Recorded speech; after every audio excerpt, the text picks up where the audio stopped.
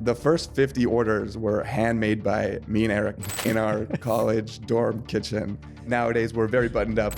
When we were getting those first 50 customers, we were very scrappy. We wanted to make sure that we had the science background. From day one, we hired a dietitian. It eventually became a team of dietitians to help us formulate the products, as well as the algorithm to assign certain products and certain ingredients to different people.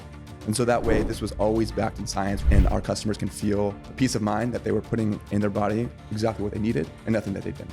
We were direct consumer for the first 6 years, and we got this incredible opportunity to be the first nutrition brand to personalize/customize an experience in a retail space. And that was with Target. The first few years, Eric and I, we were wearing every single hat, from marketing to operations to customer service. The one piece of advice I give to entrepreneurs is you got to get really good at saying no. It's so hard because you want to do everything, but if you try to do everything, it's just not going to work. Hey everyone, welcome to Business Unchained, where entrepreneurs and business owners come together to power up on their journey to greatness. Bobby Masha is the founder and CEO of Greenridge Wealth Planning. All opinions expressed by Bobby and his guests are solely their own and do not reflect the opinion of Greenridge Wealth Planning. This podcast is for informational purposes only and should not be relied upon for any financial decisions. Clients of Greenridge Wealth Planning may maintain positions in any securities discussed in this podcast.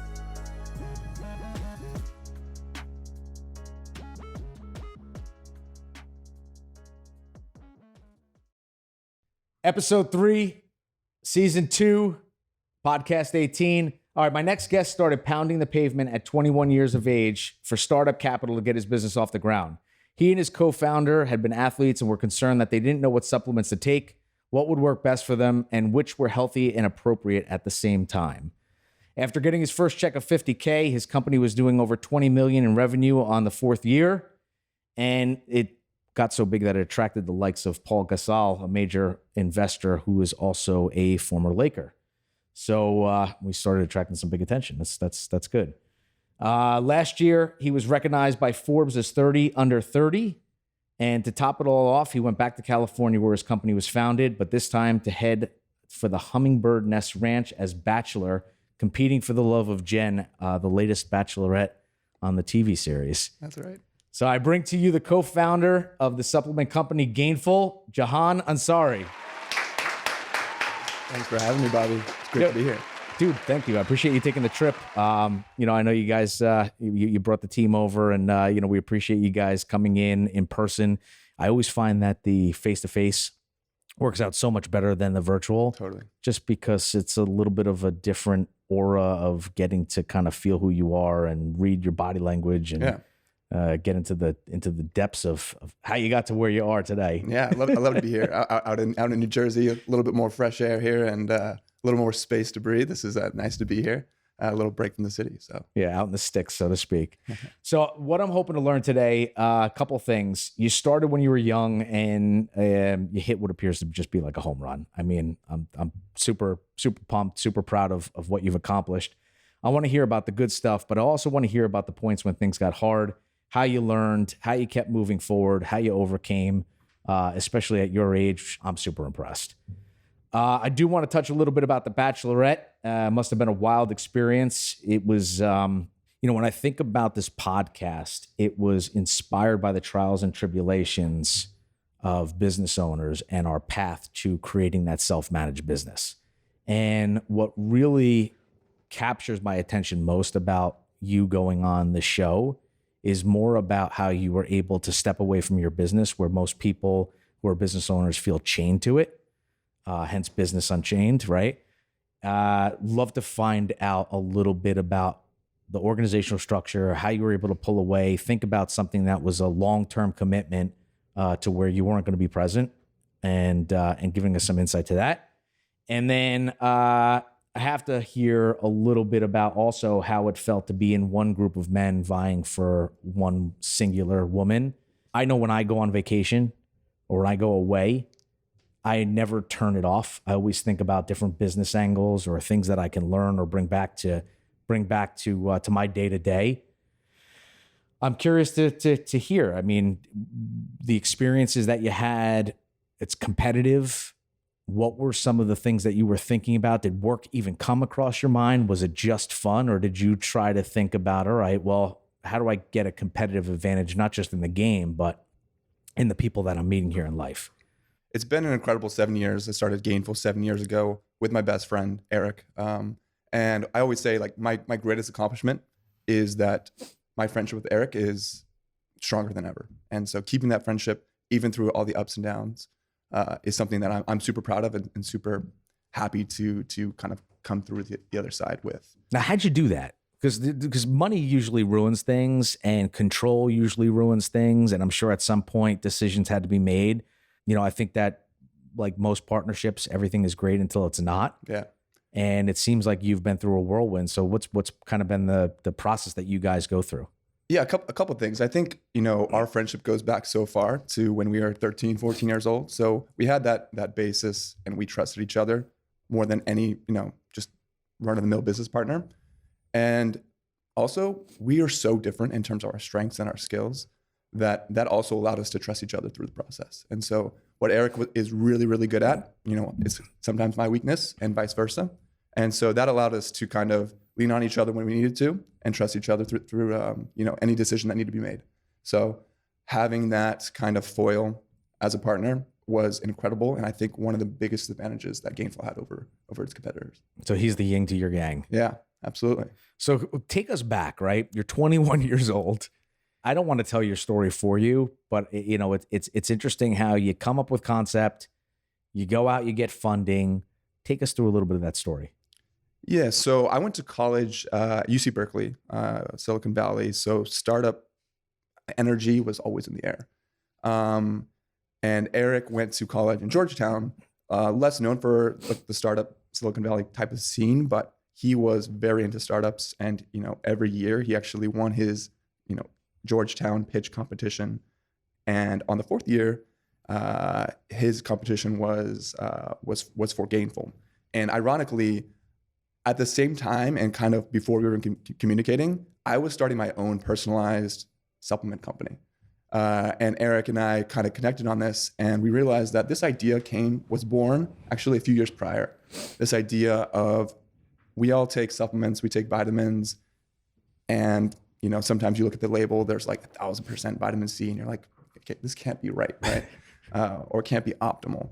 And so we wanted to kind of dig into the science and make sure that we understand why we are supplementing the way we are to get the most out of our results. And Erica and I were high school co-captains on our high school soccer team. And so we always had this competitive nature. We were always athletes, but never at like the highest level where we can get access to world-class dietitians and folks with dietetics degrees or PhDs. And so we were kind of on our own. And we knew that other people had this problem. And if you walk into any kind of supplement store, you're faced with all of these decisions, and the only person to help you make those decisions and read all the labels and understand what you're putting into your body is someone who doesn't necessarily have a dietetics degree. Sometimes it's a 17-year-old store clerk working a minimum wage job, and I'm sure they're passionate about the space, but they don't have that background. They're working the register. Yeah, exactly. Eric and I knew that, and we kind of came together in our last year of college in order to solve that problem. And that's when Gainful was officially born. And we knew we were onto something when, without any ad spend, we were able to get our first 50 customers, albeit a lot of them were friends and family, but they were so excited about it. And we used that momentum to kind of justify that this is actually something that a lot of people want. And that's when we launched. I was 21 years old at the time, entering my senior year of college. I had an internship lined up and decided that even though it was an incredible internship and I could have learned a lot there, I wanted to kind of take the leap with Eric and decided to go that route. Now, the science of it, how did you guys tackle that? So we wanted to make sure that we had the science background, and it wasn't coming from us who didn't have dietetics degrees. So from day one, we hired a dietitian, and it eventually became a team of dietitians to help us formulate the products, as well as the algorithm to assign certain products and certain ingredients to different people. And so that way, this was always backed in science, rooted in science, and our customers can feel a peace of mind that they were putting in their body exactly what they needed and nothing that they didn't. And was this somebody that you knew, someone you researched? How did you fund that hire? Talk to me about the early steps and the struggles that you kind of went through to get this thing off the ground.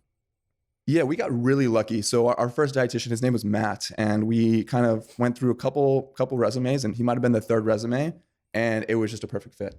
And he was a competitive bodybuilder, power lifter, and someone who had a 4-year dietetics degree from University of Cincinnati, and the smartest guy, and he's still with us today, which I think is a testament to how much he believes in the brand and how much we believe in him and leading our customers. And not only does he give guidance on how to formulate the blends, but he's also customer facing. And so any of our customers who come to Gainful can reach out to Matt or any of our dietitians, ask questions about the blend, about their nutrition, how do they get to their goals. And I'm always so impressed when I read what Matt's responses are. They're so thorough, they're so thoughtful. And oftentimes when I ask Matt questions, he comes back with answers to questions I didn't even know I had. And so that's what you need. Yeah, that's what you need, because you don't always know what you don't know. And when you have an expert in your corner, like a dietitian from Gainful, so much is unlocked and you learn so much. And it's also that human element. And we're in this AI revolution, which is a very useful tool, but AI can never replace that human connection that someone like Matt could bring to you. And you kind of feel almost accountability for this guy taking so much thought and putting it into helping you. I think that's an advantage, right? Having that accountability partner, someone you can kind of always go back to and grow with and learn from. I think it's a huge part of why Gainful will never fully replace like a dietitian with AI. So is that going to be is that like a subscription model, or is that just anybody who purchases from Gainful? How does that work? Yeah, we want to help everyone no matter what. And so, in the early days, when we were doing things that didn't necessarily scale, we said you didn't even have to purchase from Gainful. And if you have any questions, reach out to Matt. It's completely free. If Gainful is right for this person, Matt will tell you. And if not, he'll tell you that too. We always wanted to be completely honest, completely transparent, and never try to push anything that wasn't necessarily right for anyone. Paint for me the environment of your first 50 customers. How are you creating the product? How are you packaging the product, all the way to you now are in Target and I see Gainful all over the place. Yeah. So, it was taking one of the mantras that we kind of lived by, which was doing things that didn't scale at a very early stage. The first 50 orders were handmade by me and Eric in our college dorm kitchen. It might not have been necessarily FDA compliant, but nowadays we're very buttoned up, FDA compliant, good manufacturing practices, compliant facilities. Everything is fully buttoned up. But those early days, like we didn't have that luxury. And so when we were getting those first 50 customers, we were very scrappy and doing everything ourselves. And we were also making the orders completely personalized, one-offs. So we were taking the inputs from the quiz that we had and figuring out exactly what products, what ingredients they needed in the protein blend, and making it one-off. And of course, that doesn't scale infinitely. Now we're in major retailers like Target, right? And you can't have infinite personalization. And so, but what that helped us learn and stay close to was this customer product feedback loop.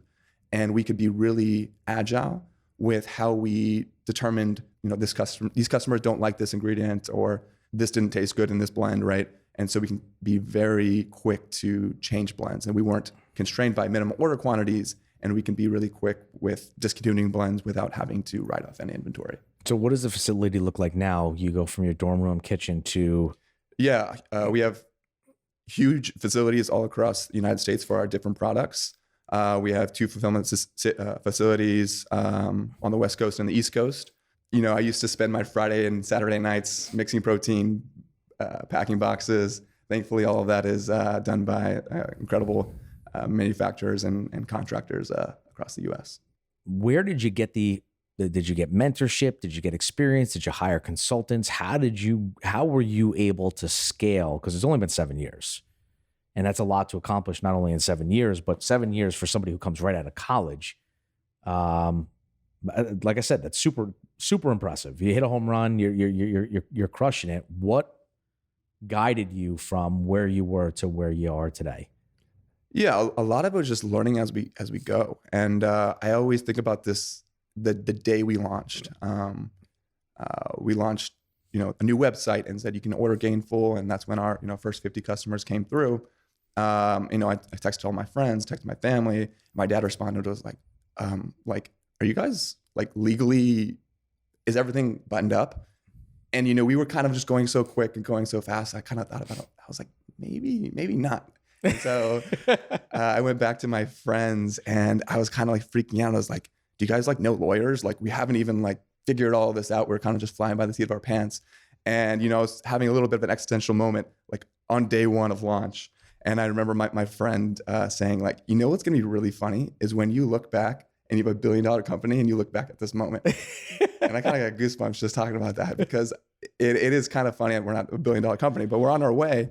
And, it's incredible to think about, even that moment of just freaking out, how little it is now looking back on it. And, those challenges, that was just one challenge of what would be hundreds of challenges to come. And when you zoom out of the big picture, it's just a little blip in the whole graph of things. So yeah, just kind of figuring out as we go, and also relying on the team. And so early days, it was just me and Eric. But then as we grew, we were so lucky in the team that we were able to attract. And to this day, I rely so much on them to be the world-class leaders and world-class operators that they are, to give Gainful all the momentum it needs to be successful. If you look back, what are some of the moments where you go, holy shit, thank God that worked out, because otherwise we would have been non-existent? I mean, the first thing that comes to mind is we were direct consumer for the first 6 years, and we got this incredible opportunity to be the first nutrition brand to personalize / customize an experience in a retail space. And that was with Target. And it wasn't launched as a test. Target said, no, we believe in this so much. We're going to give you 13 SKUs in order to customize this protein and supplement experience in the Target aisle on every single Target in the United States. That's 1,800, almost 1,900 Targets. And they gave this official news in October, and they said, you're launching it would be like March or April. So that was about 6 months. And the team, kudos to the team, working night and day, developing new product, new packaging. How many people on the team at that point? On this main operations team, it was a team of 2. Our entire team was probably about 25, but Brian and Katie and Lauren, those were 2 or 3 operations folks that were focused on this. And, I'm sure they had many sleepless nights on the phone with suppliers and manufacturers in order to get this brand new product, not only for us, but for the world, to market in 5 or 6 months. And it's an incredible feature that we were ready on launch date, and we were hot off the gate and the first nutrition company to successfully personalize in a retail experience. And yeah, thank God that worked out, because now we're expanding to additional retailers and continuing to grow. Now, did you pitch that to Target, or did Target find you, or what was the experience with that? Target came to us, and they knew about the Gainful brand and what we could bring to the table. And they wanted to make it easier to shop the supplement aisle, which was exactly what Eric and my vision was from day one. And so they identified a need and you fit their need, and they came to find you. You didn't have to go pitch them. Yeah, I don't know exactly the details, but we were so excited to have the opportunity to partner with Target because they gave us so much space to operate. And this new experience with this ISM in-store marketing and 3 to 4 feet of shelf space in order to kind of convey this personalized experience. And with those 13 SKUs, there's over 80 different combinations of protein that you can make, plus the pre-workout and the hydration and the greens that we also sell. They first came to us in the summer, and we were working together with the Target buyer and the Target team in order to figure out how can we make it a better shopping experience for supplement buyers in Target. And yeah, we worked together to come up with our offering. That's awesome. Yeah, it was great. That's unbelievable. We talked a little bit about Eric and him being the yin to your yang, or you being the yang to his yin, or whichever way you want to do it. How have you guys used your own strengths together in creating this company? What was the original vision, and what does the vision look like moving forward? Yeah, the original vision is still the vision today. It's to help people reach their unique goals. And the way that we convey that today is by redefining the word gain. And of course, our company is called Gainful, which has that word in it. And everyone always thinks of gain as, oh, you got to build muscle and it's only males want gains, et cetera. But we don't think that's true at all. And we think oftentimes what's most important to gain is not what you see in the mirror. You can gain joy, you can gain happiness, you can gain community. And that's what we want to unlock for people. And we think that if you are putting the right products and the right supplements and the right food and the right fuel into your body, that is going to unlock so much more for you in the long run. And that was the vision from day one when we walked into a vitamin shop, and we weren't sure exactly. We couldn't believe that this crazy label with these crazy claims were right for us. And we knew that we could build a product that resonates with us. And there were so many other people that had that same feeling that maybe protein powder wasn't for them, or hydration or greens wasn't for them. But when you get to the science and you understand why it's right and what ingredients are right, then it unlocks so much opportunity for you to kind of make your gain and to gain whatever it is your goal is. Interesting. So your role versus Eric's role, what's the yin, what's the yang? How do you guys operate? Yeah, so Eric is the CEO, or was the CEO. So Eric's on to his next company now, but he was still an advisor and on the board. And so he's extremely eloquent and extremely right-brained, I guess, and just creative and incredible communicator. And me on the other side is a little bit more analytical, definitely in the numbers and understanding the science and the data behind, what are customers saying and what are the numbers showing that the customers are doing. And so having kind of the left brain and the right brain working together and working together as one was, I think the yin and yang that you're talking about. See, I find this so interesting being at the age that I'm at. I think, for me, you start to think about, I don't know, I used to feel like I was invincible. And it didn't matter. I could go eat pizza. I could drink all night. I could come back the next morning. I'm at the gym. I'm working out. Then all of a sudden I get married, which marriage didn't change it. It was really the first kid, the second kid, then the third kid, the first business, the second business, all the stresses of life. And all of a sudden I'm having this mid-age crisis where I'm heavier than I've ever been. I don't have the endurance I used to have. Holy shit, I'm on the back nine. I started to try to reframe my life and being like, well, my life really, if you kind of think about it, didn't start till after college, right? So that's just, we're going to separate the early years from the actual working years. But the reality of it is I want to take care of myself. I want to treat my body better. I want to know what I'm putting into it. I want to make sure that I'm pushing it to get the most out of it. I'm managing my stress. I'm managing just myself psychologically.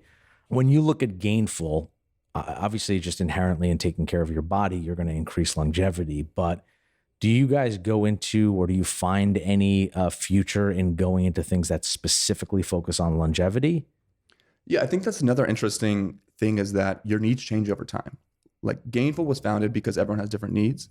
As you get older or have different goals, your needs change. And I was just talking to someone who was exactly in your boat, early 40s, male, and finding that it's so much harder to build mass in the gym now than it was, 5 or 10 years ago.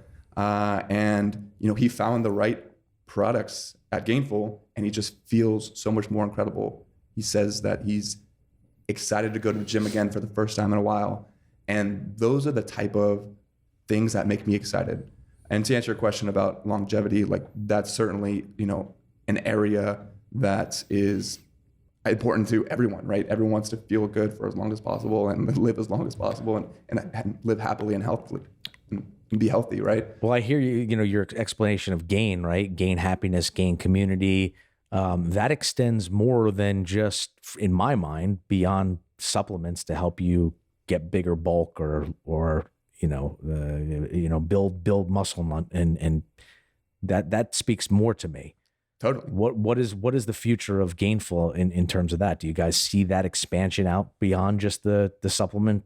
Yeah, I think our mission is always to help people feel pride in attaining their goals, and the products that we offer and the services that we offer are just a conduit to get there. And so there's the expansion is the world's our oyster, and how we expand in order to best help our customers get to wherever they want to go. So Eric's new company, the way you feel about Gainful and where you are right now, for you, did you guys think about this as like a rinse and repeat opportunity? This is something that you'd be able to recreate if you wanted to move into other industries, or is Gainful kind of your baby and this is what you're going to see as long as you possibly can see into? I mean, I'm so lucky to be working on a business that I'm passionate about. And Gainful is absolutely my baby. And it will always be my baby and always be Eric's baby. The future is open, but right now I'm 100% focused on Gainful, and so excited. And we have so much opportunity to bring this incredible product to the world. I think I'm biased, of course, but I think we're the best tasting supplement brand. No, your stuff is great. The protein powder, the hydration, the greens, the pre-workout. I mean, I have it literally every day. I've probably had, 2,500 protein shakes, and I never get tired of it. So I just want to bring that to the world and continue to expand. And like physically, I feel the best that I've ever felt. And a huge part of that is the Gainful products and the support that I get from the dietitians. And if I ever have any questions, I can always feel supported. So I'm just excited to continue to build this, and we have so much room to grow. So I want to take a little bit of a pivot now and talk about your experience, because like I said, we talk about the self-managed business a lot. How do you get to that point where you're able to step away and even just take vacations, spend some time? And what people do when they get to that point in their business is they actually see exponential growth. It actually explodes in a positive way if they set it up correctly. Mm-hmm. Where most people feel like, oh my God, if I leave, the whole house is coming down because it's a house of cards and I don't know what the hell is going to happen if I walk out the door. You were able to commit to a long-term series on The Bachelorette rather. How did you get to the point, or what was the thought process as you started to build this business? It seems like you've extracted yourself from a lot of the day-to-day.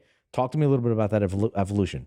Yeah, I mean, obviously, first few years, Eric and I, we were wearing every single hat, from marketing to engineering to operations to customer service. As we grew, we were able to recruit incredible team members, and I think that when we look at how long folks stay, and our current team of 24 folks, most of them have been with us for more than 2 years, many of them 3 or 4 plus years. And having such integral people on the team makes my job and my day-to-day so much easier. Stepping away to try to find love on The Bachelorette was not something that I think most people get the opportunity to do, but because we have this incredible team that does so much work and I trust so much. And not only that, they want me to find love and they want me to find happiness. And so having both sides support each other and trust each other, I think is just a really special thing that I'm so grateful for. Well, you're a young dude, you're handsome, you're charming, you're successful, and you're going on to a show, obviously, because you put too much goddamn time into your work, right? So, but you're able to do it, and I commend you for being able to take that step away and having the team. Talk to me a little bit about that experience. The one thing that I brought up was I'm super interested to see your mindset as you approached it. And was it purely for let me go and enjoy this experience? Were there moments in the time that you were there that you started to clicking into like work brain, network brain? Let's get into it. Yeah, I mean, so the idea started, and the fact that I've been working on Gainful since I was 21. So I spent most of my 20s working on Gainful, focused on Gainful, and it felt like the perfect opportunity to step away and really focus on something else that's very important to me, is finding that partner and finding someone to enjoy the rest of my life with. And with the opportunity and the once in a lifetime opportunity to go on The Bachelorette and meet Jen and see if there's a connection there, something I couldn't say no to. And I'm so grateful for the support of my team to allow me to step away for what could have been up to 8 weeks. And everyone was so supportive and excited for me. And what's funny is like they take away all of your devices. You don't have your phone and you're fully unplugged. So even if I wanted to think about work or connect with work, I really couldn't. And so it was actually nice to step away and focus on myself, like fully, probably for the first time ever. Like if you don't have your phone, it's a weird but nice feeling. to kind of be fully unplugged. Any moments of freak out? No, I truly no moments of freak out.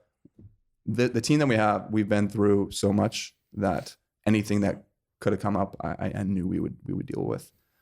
And you know, I got back and the house didn't burn down, and you know, things were all good. And another thing is, like, I was sitting in a room a few weeks before I left for the Bachelorette, and it was like 6 or 7 of us in the room, and we were pitching this investor, and the pitch was so good, and I didn't have like a huge speaking role. I was just kind of listening, and I was just like, I can't believe that I'm in this room with such incredible leaders that I feel like I'm learning so much from. Like, it's such a advantage and something I'm so grateful for is through this Gainful process, I've been able to have leaders on my team that have helped me grow so much. And so, you know, that was just an example of, I know that they're going to take care of my baby just as much as it's their own baby, because it really is. And I know that people feel an ownership in Gainful, and that gives me a lot of peace of mind.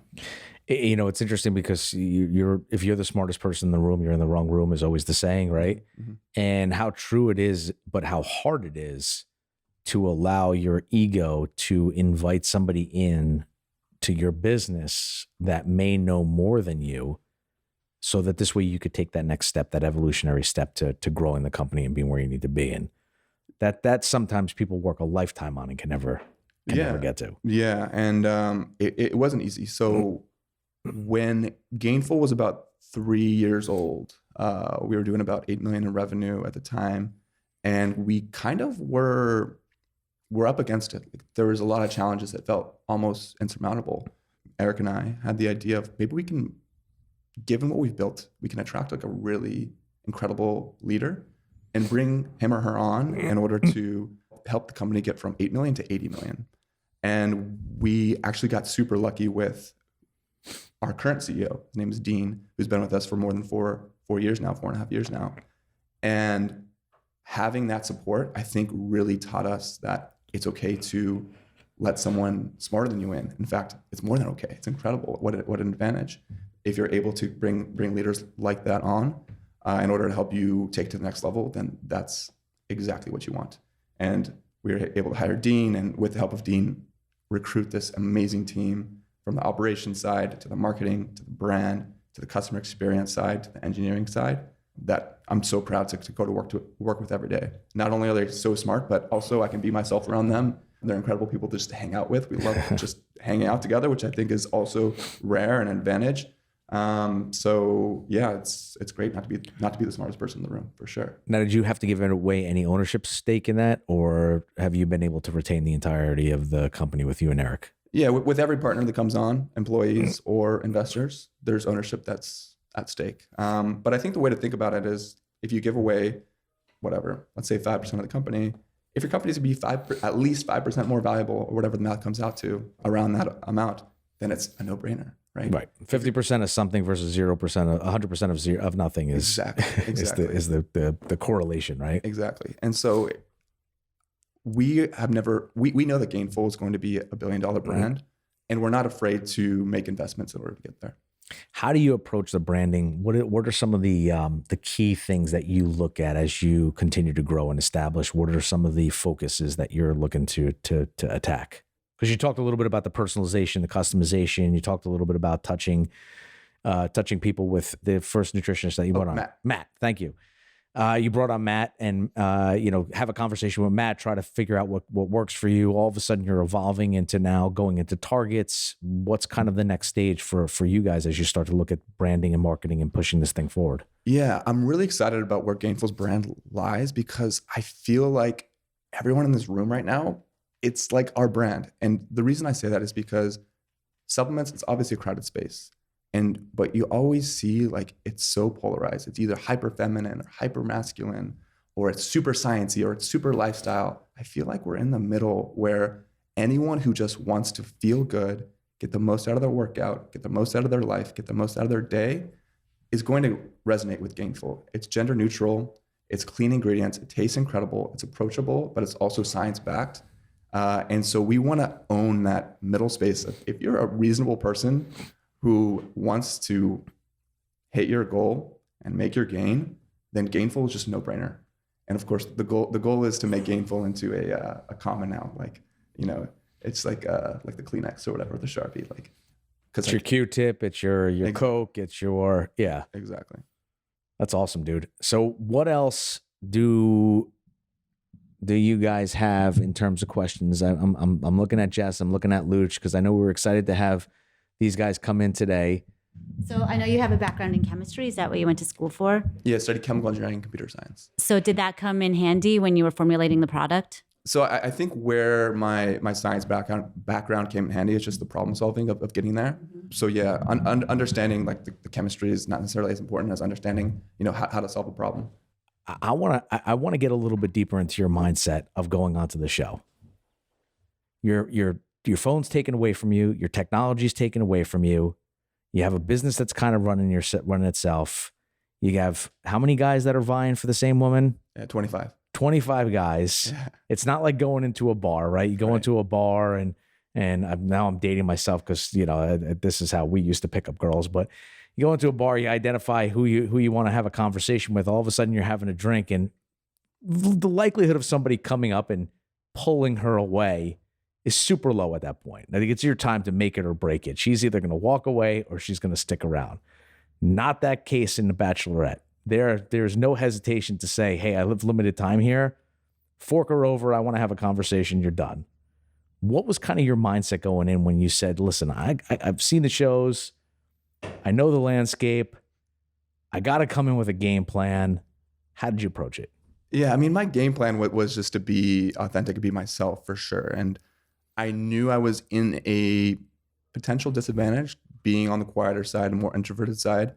And when I walked in for the first night into the mansion, I was like, oh, damn, these guys are tall. These guys are handsome. The average height is like 6'3", and I'm not like short. I'm 6 foot, but I felt very short. I wish I had a little bit more confidence or reassurance because I walked in and I was like, uh-oh, am I in the right spot? But no, just then settling in and trying to be myself. And I knew I was going to get limited time with Jen in order to see not only if there's a connection on my end, but also show her a little bit about myself and see if there's chemistry on the other end as well. It was just trying to be myself, and if I was able to show her who I was and it was things that she values, then that's great. And if not, then it's not a match, and I go home and go back to an incredible team at Gainful, incredible friends and family. So to me, there's nothing to lose and everything to gain. So is the next step getting you on as the next Bachelor? Are we doing that? Because I think we need to have 24 girls vie for you instead of vice versa. I would not say no to the opportunity. We'll have to see because they haven't announced the next Bachelor. But it usually comes from the current cast. So one of those 25 guys, which I'm one of those 25 guys. You are. Will be likely the next Bachelor. 1 in 4 odds. So this is a bit of also playing into a personal branding for you. Have you been looking at it that way? Have you been looking to really establish your personal brand to gain more attention to the Gainful brand, to what it is that you're doing? Or is this just like kind of collateral for doing what you were doing to have an experience? I mean, at the end of the day, the goal, like how incredible would have been to find my wife, to find love. That was always the goal. In this day and age, like a personal brand is extremely important. I think I'm also super lucky in the fact that Gainful's mission and brand values are extremely aligned to my own and the way that I approach life. Obviously, Gainful is kind of my brainchild, so it makes a lot of sense. That the DNA is very similar. And so, yeah, as much as I can kind of represent the brand and the thoughtfulness that we put into everything and the not being too polarizing in terms of extremely on one side or the other, but just being kind of right for those who want to hit their goals and make their gain, then I'm happy to represent the brand in that way. All right, so no polarizing means we're also not touching politics. No, I'm just kidding. Before we part ways and leave this audience, what for guys who are working and women who are working 50, 60, 70, 80 hours a week, pounding it out, trying to envision their dream, trying to realize their dream, trying to get through those early years, what pieces of advice could you impart with them so that this way they have something to think about from the conversation that we've had today? Yeah, I think the one piece of advice I give to entrepreneurs or those who want to start their own business is you got to get really good at saying no. It's so hard because you want to do everything, but if you try to do everything, it's just not going to work. And when you say no, it's actually just saying yes to the things that are more important, right? And really honing that focus. And you can't build a business for everyone. And so saying no to certain things and certain whatever, marketing strategies, et cetera, it's going to be so important. And it's going to make you so much more powerful in those areas that you can succeed in. I love that. That is it's a very powerful thing to be able to say no. Yeah. And there's a lot of people who are yes men. Right. Like they're so excited. They're so amped up. When you're ambitious, like you want to say yes and you can do it, but you could do so much more and you can do so much better if you're just focused. Well, a lot of us also have ADD, right? So we're driven by our own impulsive, decisions and reactions to getting out there. And it's like shiny object comes along and you're like, oh, shiny object. What's that? Let's go do that now. Let's go do that. We could do that also. And I agree with you, man. The minute that we put a break on, because we have a financial planning firm and investment management. And a lot of what we do is the investment management for individuals, businesses, you name it, you have money, we can invest for you. And that's a really tough sell because you're literally going out and you're saying, hey, anybody could be my client. But the minute we put a hard brakes on it, we said, no, we work with entrepreneurs, people who have kind of been through the path, have struggled, have this personal area, have this business area, gray area in between, or trying to figure out, okay, what am I doing? And am I doing all the right things to maximize my wealth, maximize my goals, come to the end game that I desire or hope for, or the potential to make it better. And the minute we carved that line in the sand and we said we work with entrepreneurs and business owners, our business changed because we stopped saying yes to everybody else. We stopped saying yes to everything else that we can do. And we focus really just on giving good advice and working with the right people. So I can attest to that. Say no. Just say no. I feel like Nancy Reagan. Just say no. But listen, dude, it has been awesome having you here today. I appreciate the trip out. How do people find you if they're looking for you? You can find me on Instagram, JAH_AAN. Follow Gainful on Instagram, just Gainful. And yeah, that's pretty much it.